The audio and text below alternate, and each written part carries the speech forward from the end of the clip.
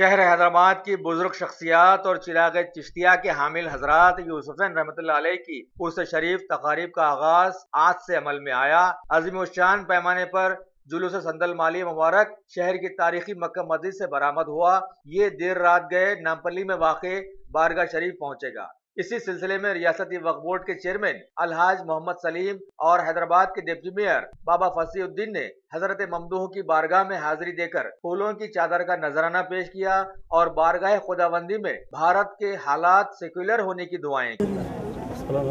आज यूसुफैन शरीफैन शहंशाह दक्कन का सालाना उर्स है। उर्स की इंतजामियत देखने के लिए वक्फ बोर्ड के चेयरमैन और MLC सलीम साहब और मैं और हमारे GHMC के अफसर और वक्फ बोर्ड के अफसर CO वक्फ बोर्ड और साथ ही वक्फ बोर्ड के अफसरान पूरे जिम्मेदार शख्स पूरे यहाँ पर आए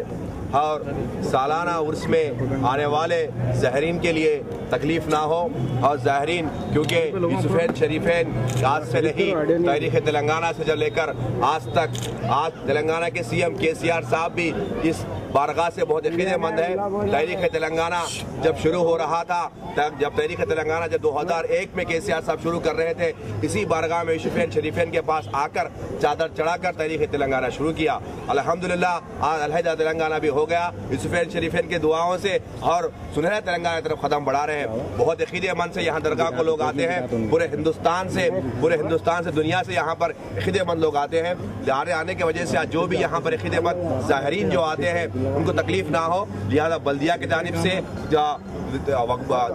जानिब से और तेलंगाना वक्फ बोर्ड की जानिब से पूरे इंतजाम देखे जा रहे हैं क्योंकि ज़ाहिरीन को तकलीफ ना हो। यहाँ पर मोबाइल टॉयलेट्स भी लगाए जा रहे हैं GHMC की जानिब से और साथ ही साथ में सैनिटेशन आज से लेकर उर्स से लेकर संदल के बाद चिरागों के बाद तक भी 3 दिन तक यहाँ पर सैनिटेशन के वर्क भी पूरा GHMC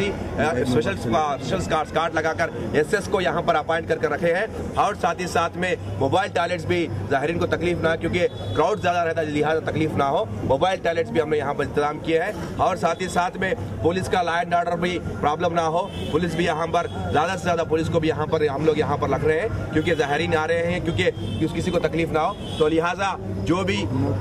यहाँ पर ज़ाहिरीन आ रहे हैं पूरे आज यूसुफैन शरीफैन के हक में, आज यूसुफैन शरीफैन के पास बारगाह में अर्जी रखकर वाक़ई तेलंगाना के लिए और हिंदुस्तान के लिए, मुस्तकबिल के लिए, सुनहरा तेलंगाना के लिए, KCR साहब के लिए और नौजवान क़ायद KTR साहब के लिए, हमारे पूरे MLCs